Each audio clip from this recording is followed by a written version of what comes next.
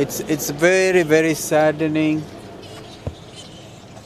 We are very deeply saddened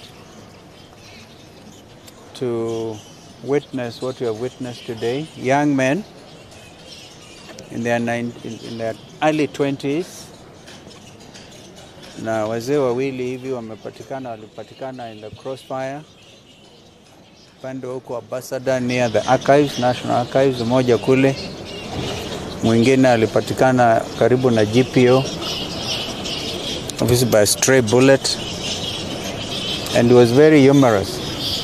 He told me that this was the first time he was participating in these demonstrations, and he was just watching to see what's going on, and then he was caught. So he said, first time unlucky, but he's alive. We've received reports today from the leadership of the hospital, and we want to thank Dr. Munene, Dr. Kutoi,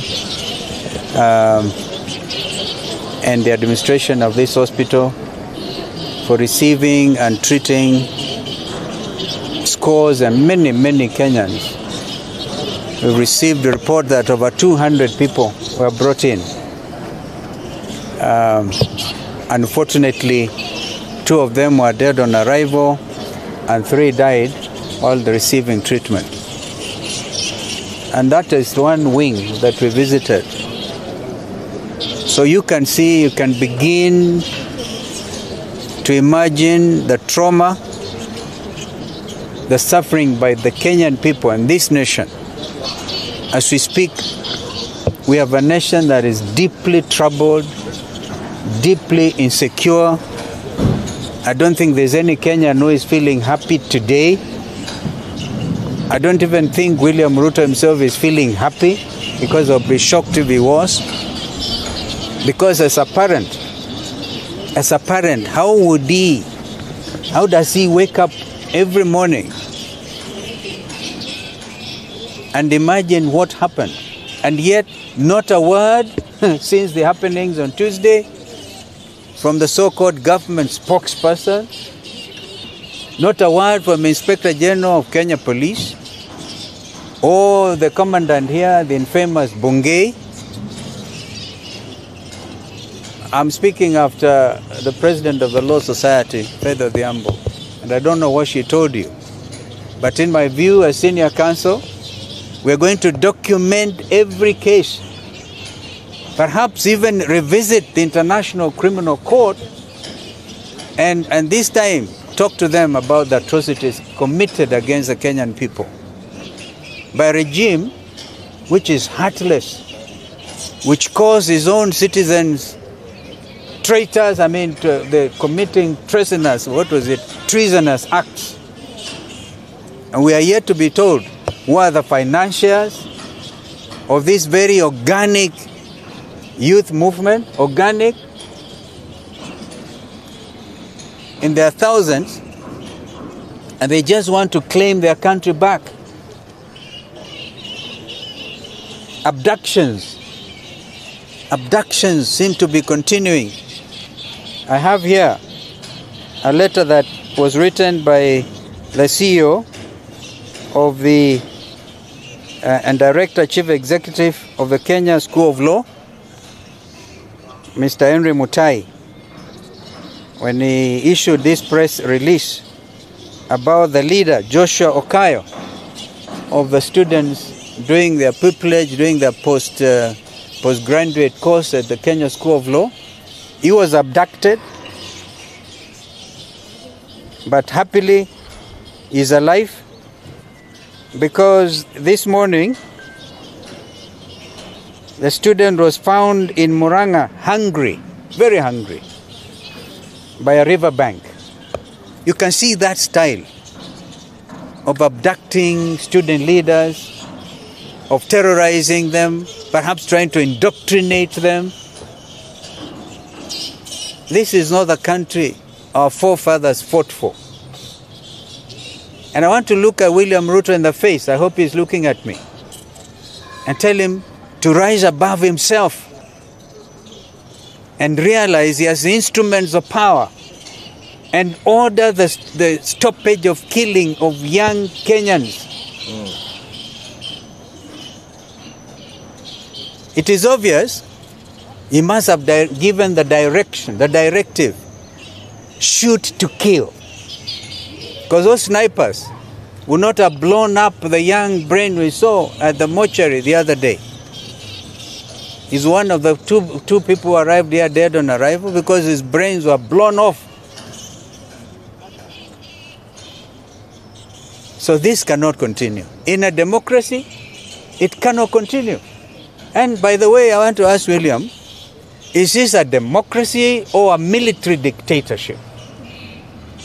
Kenya is asking all these questions. They deserve straightforward answers, and they want their country back. Kwa hivyo tunasema poleni sana kwa wote ambao wameathirika tangu Jumanne.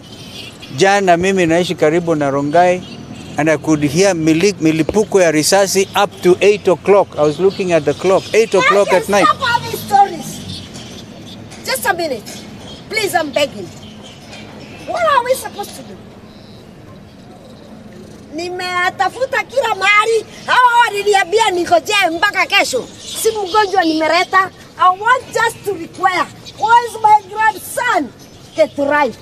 Thank you. Kutoka Githurai huyo mama. See how spontaneous. Anatafuta mjukuu wake kutoka Githurai. How many others are crying like that?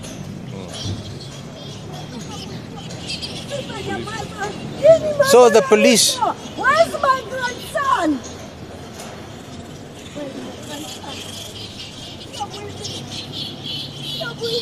Where's my grandson?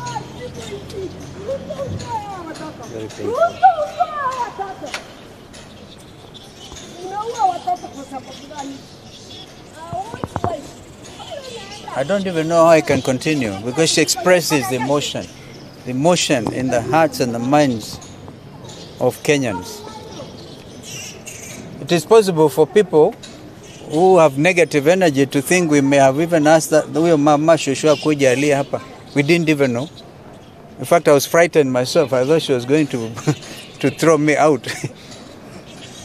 But that is reflective of the anger, the anguish Kenyans are going through. But I want to say one thing. God is on the throne. God will save our land. He will not allow this country to go down by people who want to demonstrate opulence. Young people are saying, even if you are stealing our resources, please don't vomit on our shoes, as one time Edward Clay, the famous British High Commissioner to Kenya, said. Yani munakula mpaka munatutapikia. Vijana wamesema la.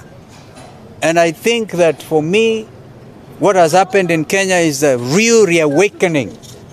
The spirit of Kenyans who are saying there shall be democracy, there shall be open governance, because from today anybody is going to throw out words, those millions in church functions, millions, they will now be asking, where have you stolen from? So this is now a new country, thanks to Gen Z. Gen Z, even Gen Alpha. Nimeona mtoto anauliza maswali makali sana. So this reawakening cannot be in vain. Rex Masai was the first to go. Rex Masai. And then Evans, who I think is getting buried today. Those young men could not have died in vain. This must be a new country. And how to begin, where to end, is an issue. God save Kenya. If there's any question, thank you.